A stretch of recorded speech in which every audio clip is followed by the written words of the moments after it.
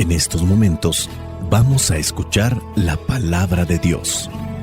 Dispón tu corazón para que el mensaje llegue hasta lo más profundo de tu ser.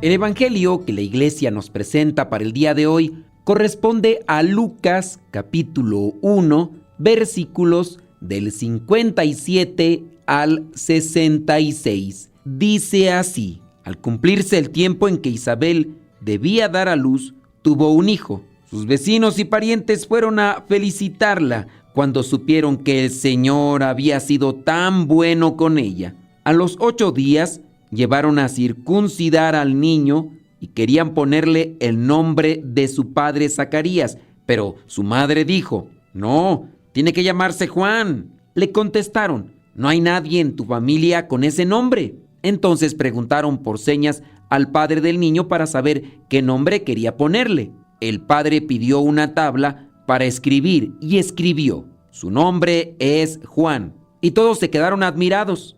En aquel mismo momento, Zacarías volvió a hablar y comenzó a alabar a Dios. Todos los vecinos estaban asombrados y en toda la región montañosa de Judea se contaba lo sucedido. Todos los que lo oían se preguntaban a sí mismos: ¿qué llegará a ser este niño?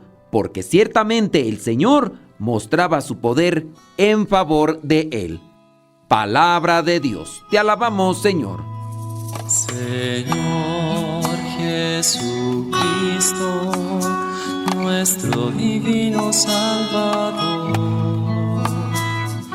gracias te damos por tu infinito amor. Te escuchamos en la palabra, te recibimos y adoramos en la Eucaristía, te servimos en los hermanos. Que seamos misioneros como lo quieres tú, enseñando a los hombres el fuego de tu amor.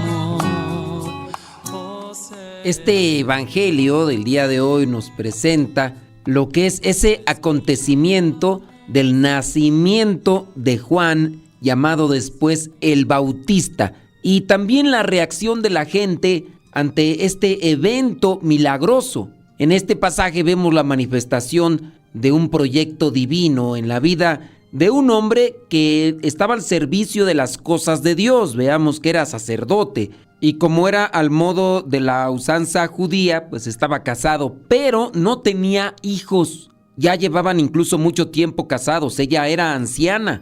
Aquí se dice que la que estaba en cierta forma indispuesta en su organismo era la esposa, porque dice que era estéril. Y esto dentro de la cultura y de la religión judía era considerado una desgracia para la sociedad también de esa época. Pero Dios en su misericordia tiene un propósito más grande. Incluso el ángel en su momento llegó a decirle a Zacarías que Dios había escuchado su oración. La llegada de este hijo en la vida de Zacarías y de Isabel fue un acontecimiento milagroso, un testimonio del poder de Dios, ese poder divino que puede trascender las cuestiones naturales, las cuestiones o limitaciones humanas. Y esto también nos tiene que llevar a nosotros a tener presente. Es un recordatorio de que Dios trabaja en formas que a menudo no entendemos y que su tiempo o su manera de trabajar siempre serán perfectos. En su tiempo no lo entendemos, pero si seguimos conectados con Dios, después podríamos decir: pues con razón. No, pues ya sabemos que Dios siempre hace lo mejor. A veces, en medio de la espera y la aparente sequedad de nuestras vidas, Dios trabaja ahí, en silencio, preparando algo extraordinario. Incluso las personas que fueron a visitar a Isabel se preguntaban qué llegará a ser este niño, porque ciertamente Dios mostraba su poder en favor de él. La imposibilidad humana se convierte en la posibilidad de Dios. Zacarías, Isabel, siendo ancianos, se convirtieron en padres de un hijo que, mirándolo aquí en la historia de salvación, tomará un papel muy importante, un papel crucial en esta historia de redención, donde el Hijo de Dios se va a hacer carne, se va a hacer humano para enseñarnos cómo se puede alcanzar el cielo. Esto también nos tiene que llevar a una reflexión, nos enseña que incluso en las circunstancias más improbables, Dios puede intervenir y cumplir sus promesas. Algo que podríamos también rescatar de este pasaje es cuando le van a poner el nombre. Juan, dice la mamá. Los que están ahí reclaman e incluso cuestionan, ¿por qué si en tu familia no hay nadie que se llame Juan? Vamos a ponerle Zacarías. Y aquí vemos también la obediencia al ángel, porque en el versículo 13 le dice el mismo ángel que le tiene que poner Juan. Dentro de su situación, siendo mudo, hubo un momento en el que se lo compartió a su esposa, y su esposa lo sabía. Hay una comunicación en pareja. Creo que también esto es importante. Sí, ya hemos visto que eran hombres justos delante de Dios, obedeciendo la ley de Dios. Eran unas personas irreprochables. Y cómo Dios bendice al que cumple con la voluntad de Dios. Dios escucha las oraciones de aquel que es fiel a su palabra. Por eso hay que esforzarnos. Hay que conocer la palabra y buscar cumplirla. Porque muchas veces nosotros llegamos a estar pidiendo cosas a Dios, pero la verdad es que no nos portamos tan bien, ni con las palabras, ni con nuestras acciones, ni con nuestros pensamientos. Zacarías es obediente a Dios. A veces esta obediencia a Dios implica romper con las normas establecidas por la sociedad, por la familia, para seguir su plan divino. Solamente es de notar cuando Isabel dice, se tiene que llamar Juan, y sus conocidos, sus familiares, pareciera ser que están en contra de esa decisión. Ella y él, Zacarías e Isabel, tienen ya firme que se tiene que llamar Juan. En este último versículo, ¿qué llegará a ser este niño? Esta pregunta viene a reflejar la expectación, la anticipación del propósito divino detrás de este nacimiento. En nuestras propias vidas también podemos preguntarnos, ¿cuál es el propósito detrás de las circunstancias aparentemente extraordinarias o desafiantes que enfrentamos? ¿Cuál es el propósito de esto? ¿Qué me está diciendo Dios? Hay que confiar en el plan divino, recordarnos que Dios puede obrar milagros incluso en las situaciones improbables a nivel natural, las situaciones más difíciles, y que debemos estar dispuestos a seguir su voluntad incluso cuando va en contra de las expectativas nuestras o de otras personas. En cuanto deciden ponerle Juan a este niño, dice que Zacarías volvió a hablar y comenzó a alabar a Dios. Se había quedado mudo por dudar, y dentro de ese silencio que tuvo que pasar, reflexionó, meditó y consideró. Por eso, en el momento en el que le vuelve el habla,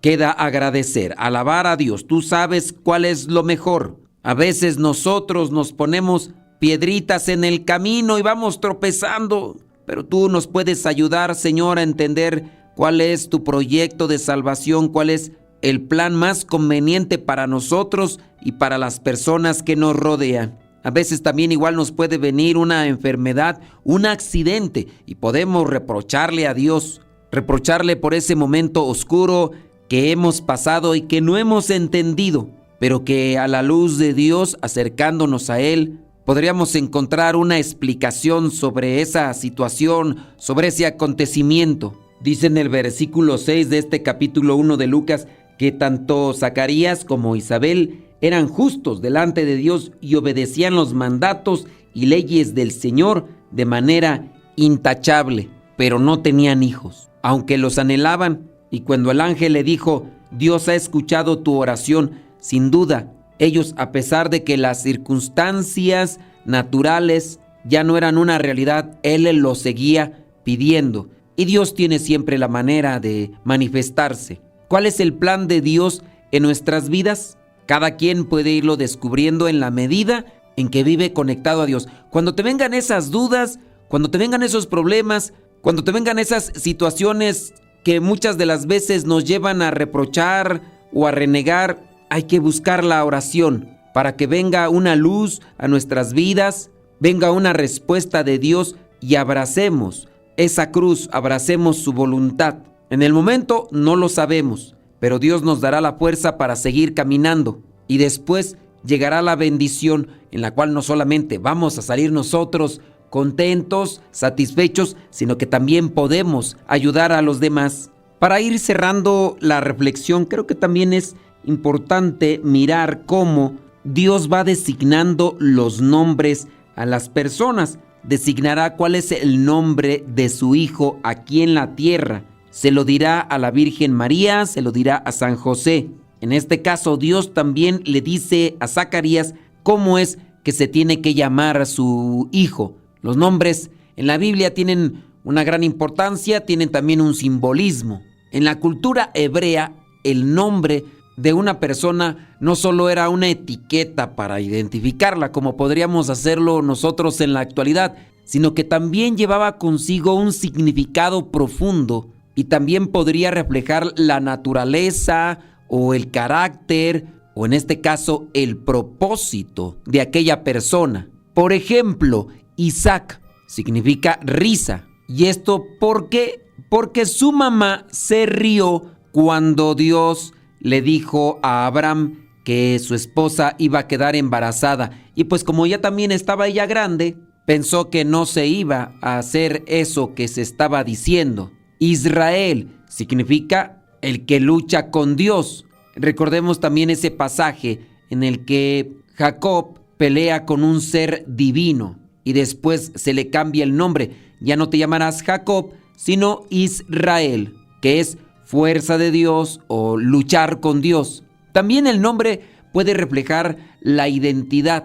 Los nombres a menudo reflejan la identidad o el carácter de la persona. Por ejemplo, Abraham fue cambiado a Abraham y esto también fue cambiado por Dios. Abraham a Abraham, que significa padre de multitudes, porque Dios ya se lo había prometido. Entonces es el reflejo de una identidad. O también puede tener el propósito divino. En algunos casos los nombres fueron dados por Dios mismo, como ya lo hemos visto, tanto en el caso de Jesús, tanto en el caso de Juan. Por ejemplo, ¿qué significa Jesús? Yahvé salva. El caso de Juan viene del griego y del hebreo Yohanan, que significa el fiel de Dios. Y así podríamos ir buscando otros nombres para ver esos propósitos divinos. Dios salva, el fiel de Dios, Juan el Bautista, que ya después recibirá también un cierto tipo de alabanza por el mismo Señor Jesús,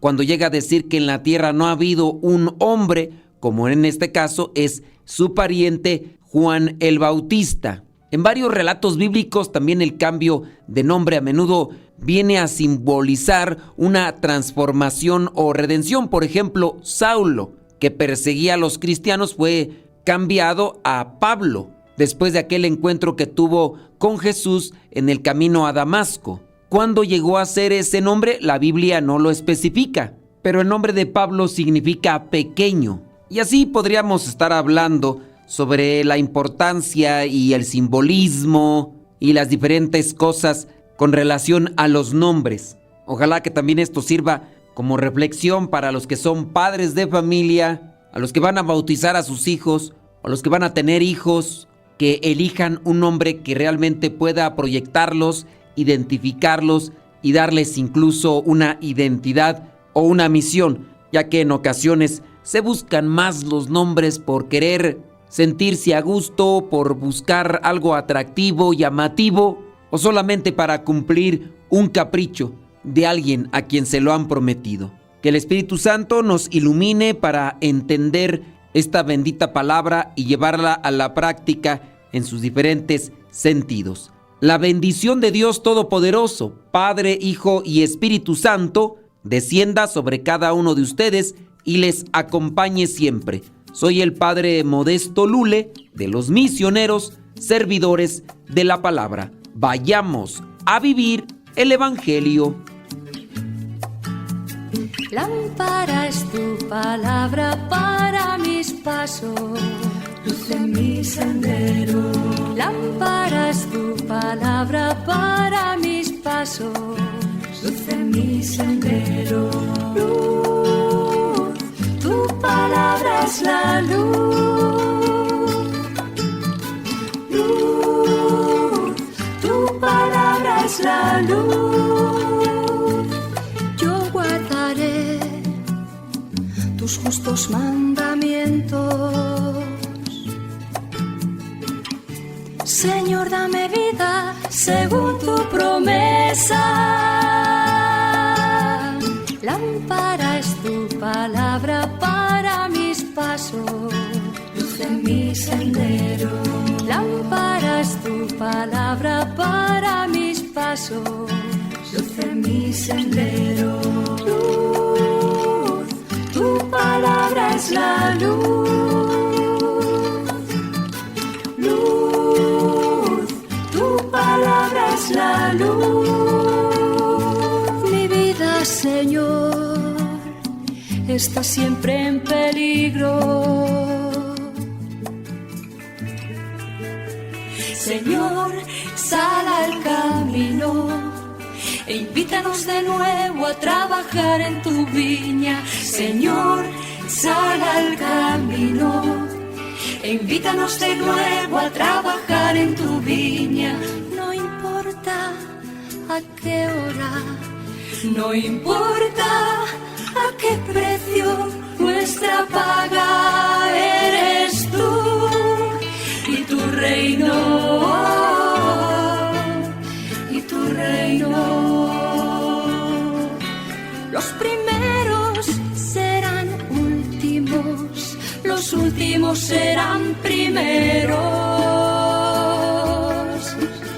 Señor, sal al camino e invítanos de nuevo a trabajar en tu viña. Señor, sal al camino e invítanos de nuevo a trabajar en tu viña. No importa a qué hora, no importa a qué precio,